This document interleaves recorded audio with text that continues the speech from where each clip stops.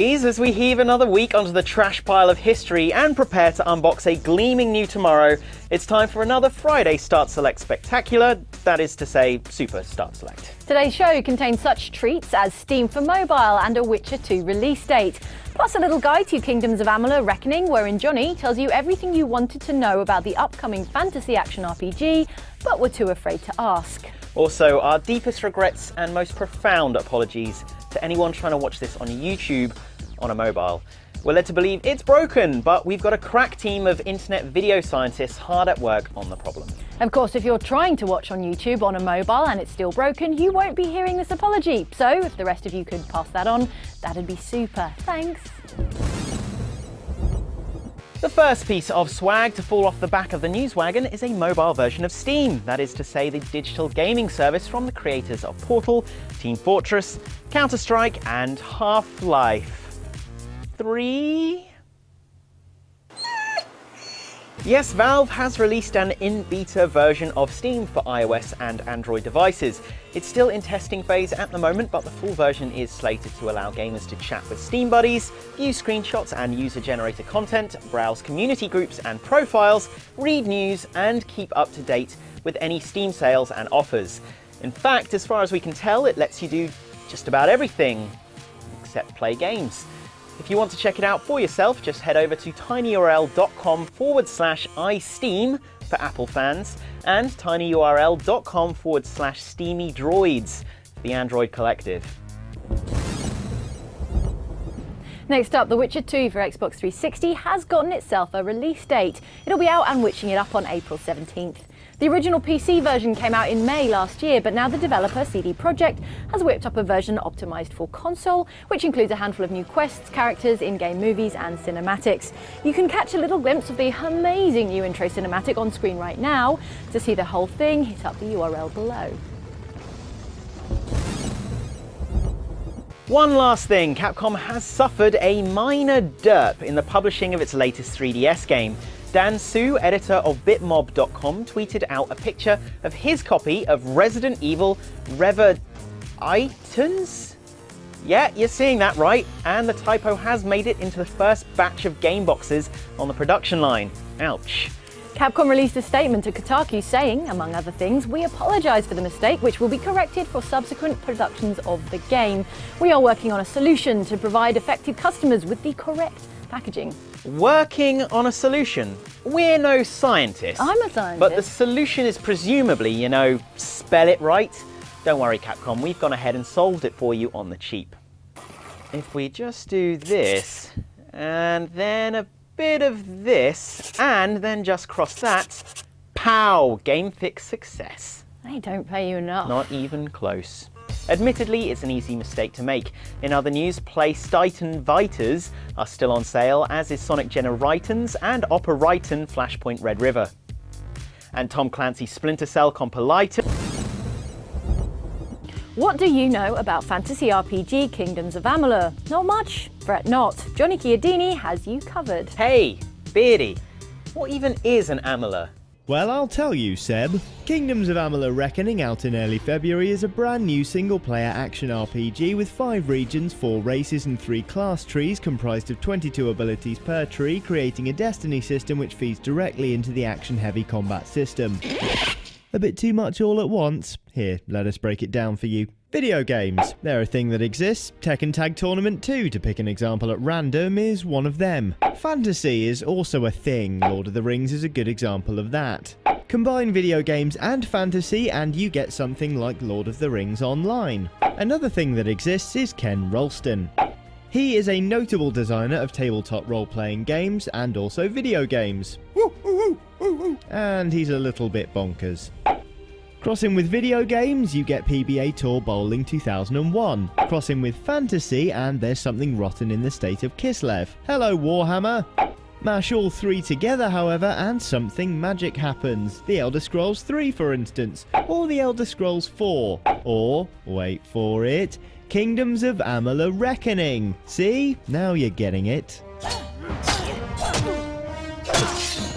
Renowned for his work on the Elder Scrolls series, Ken Rolston is one of the best known people working in that busy intersection between fantasy and video games. But it seems even the most celebrated genre shapers can get tired of certain tropes. In Ken's case, it was typical RPG combat, as he told our very own Brendan Sinclair.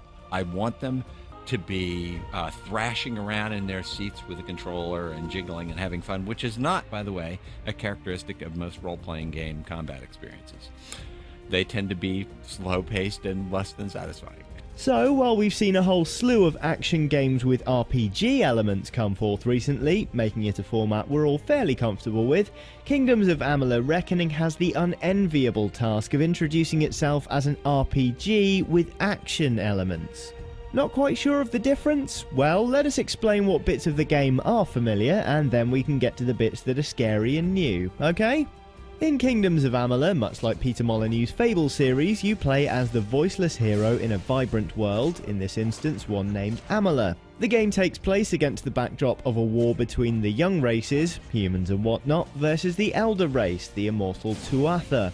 There's a whole lot of aesthetic similarities to massively multiplayer fantasy RPG World of Warcraft and to the Fable games, but rather unlike the Fable series, you enter the world as, well, a corpse.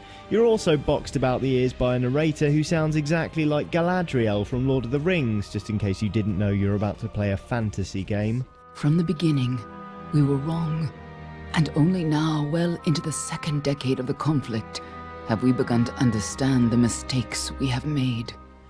Happily, dead old you is then brought back to life by the mysterious Well of Souls, after which you set about trying to find some answers. How did you die, for instance? Why did you get brought back? Just who are you, anyway? That's the key mystery of the game, but you get to answer half of that question for yourself right away, by shaping your character. You choose between 4 different races, male or female, with each race offering different perks like additional aptitude for standard RPG activities like blacksmithing, alchemy, bartering, picking locks, you get the idea. You also choose a patron god for an extra bonus. This, fantasy fans, is a little like the birth signs bit in earlier Elder Scrolls games. From there, it's off a questing you go, and it's largely role-playing business as usual. Completing quests gets you experience points, you use experience points to level up. Simple. Now, it should be clear by now that Amalur is a role-playing game, and where would any RPG be without skill trees? Leveling up involves a skill menu, improving your aptitude for the different activities like lockpicking, as we mentioned earlier. However, don't go in expecting leveling up to be a one-shot affair like in Skyrim. Like in many an old-school RPG, you then find yourself with an abilities menu, allowing you to expand on the amount of stuff you can do during combat. This in itself is split into 3 different subsections. These menus are designed to allow you to shape the character you want to control. Cards also play a part in shaping your character, helping determine your destiny. Counter to old-school RPG tradition, there are no rigidly defined classes, though destinies and talent trees do lean toward different character types. If you spent time with RPGs before, you'll probably find yourself gearing your character toward a familiar setup. The game is also generous with unlock points as you level up, so it's easy to upgrade all 3 combat styles as you go, or progress more rapidly in one particular style should you decide it's the one for you. You can also equip different destinies as you go, making for a pretty flexible character. This is useful for the game's combat system, which, for the purposes of this feature, we will refer to as the scary new bit. Combat in Kingdoms of Amalur will be pretty familiar to you if you've played an action game before, you know, because it's an action combat system. You've got 2 buttons, one for your primary weapon and one for your secondary. If you like straight up combat, there are swords, daggers, bows and the like. For the mages among you, there's magic aplenty, based around the mighty elemental pillars of fire, ice and lightning. In addition, you have access to power attacks which you can use on the fly. Charge up your fate meter and you can also enter Reckoning mode, which is kind of a bullet time kill fest, culminating in a quick time like event which has the potential to earn you 100 XP in one beautiful bloody blow. Now, during combat you may need to use a potion or two, and these are mapped to the directional pad, letting you take a swig mid-swing of your sword. All this amounts to a system that lets you fight with your whole arsenal without constantly pausing to access a submenu and equip different gear. And that's the key to the whole mystery, really. What is Kingdoms of Amalur Reckoning? It's an RPG with a buttload of menus, but you don't have to access any of them when you're busy killing dudes. In the words of combat design Joe Kadara, that makes it an open world action RPG with the best combat that you've ever seen in an RPG. Or in the words of game design luminary Ken, it's... Ooh, that's cool. So what do you think? Has Ken Rolston again proven to be the beardy saviour of RPGs? Or are you going to miss scrolling through inventory menus as you kill your way across the kingdom? Let us know in the comments, or hey, fire us a message on Twitter. All the relevant info should be on screen now. Play us out, Ken. Hi. Woo. Hi. Hi. Woo. Hi. Oh my god. Rolston? Hi. Woo. Hi. Hi. Woo. Hi. Oh my god. Rolston? Ken Rolston? Ken Rolston? Hearing me talk, total waste of time with this stuff. Cool. Out. Cool. Gibber. Cool. Out. Cool. Gibber. Rolston? RPG. Piece of candy. Rolston? RPG. Piece of candy. I did it by accident. I did it by accident. I'll gibber. Did it by accident. I did it by accident. I'll gibber. Ken Rolston? Going on a rampage. Ken Rolston? Candy. Ken Rolston? Going on a rampage. Ken Rolston? Candy. I particularly like noises like satisfying. Yes. Thrashing combat. Guns. Satisfying. Yes. Thrashing combat. Fun.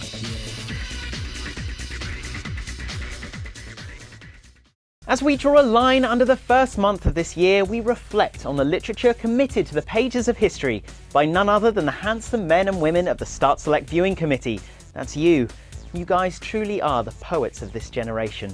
Like wordsmith Codester 4 in reference to the appearance of Mr. Kennedy in the Resident Evil franchise. LMAO, Leon with the poser anime hair, I hope RE6 will be split screen again. I do appreciate playing games with my girl instead of passing the controller. I also hope that I get to shoot Mr. President.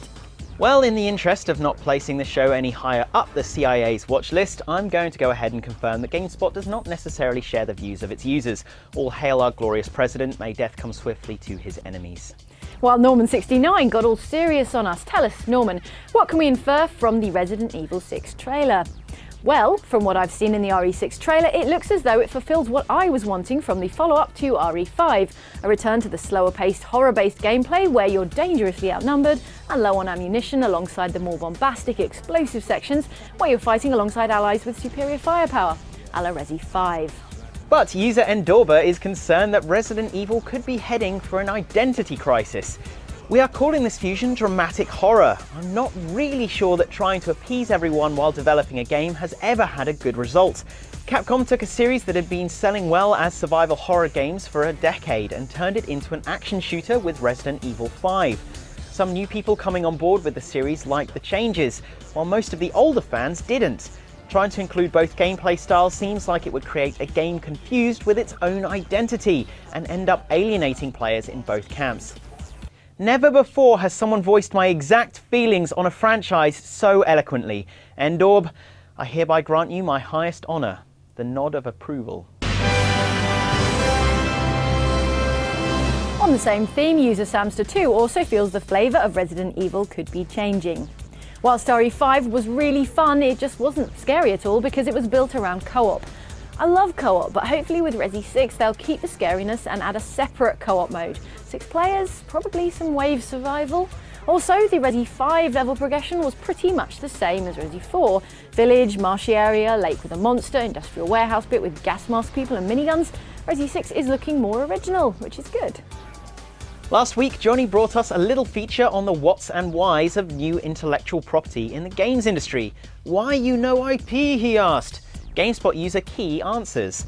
I fully understand why publishers want surefire hits this late in the console cycle, but we are getting some new IPs soon. The Last of Us, Journey, The Last Guardian, Sorcery, I Am Alive, and a few others. most of the new IPs will arrive at the launch of the next set of consoles. While sickly GameSpot user DeElist101 sees a problem from both sides. That has been my biggest problem with this gen. Almost every game feels like something I played a million times before, and more dumbed down too. But I can't blame the game makers, it's a business and they are here to make money, not to go bankrupt. That's true. We've seen many a company go under with that business model. And finally, user register noise observes. So, Start Select Presenter crew consists of a handful of English, a Scots and an Irish guy, but no Welsh. Get a Welsh member and you guys would be like the Planeteers of the games journalism world. Go Planet! Shotgun not hard! Shotgun! Oh. And the auto cue's out of words, which means I get to stop making the noises with my mouth hole. And GameSpot lets me live for another 24 hours. We'll be back in the better, brighter world of the future that Monday will surely be. Here's to hover cars. We'll see you then.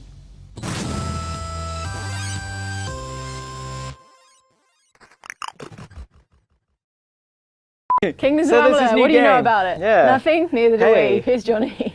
Freestyling. We can't freestyle it. No, we are really bad. Thundercats. Oh wait, oh wait. No. There you go. That's what I meant to do. Where are you going from? Get a Welsh member. Yeah. I'm bringing. Get a Welsh member. Let's not take that out of context. Welshmember.com. Right. That's not funny. Get a Welsh.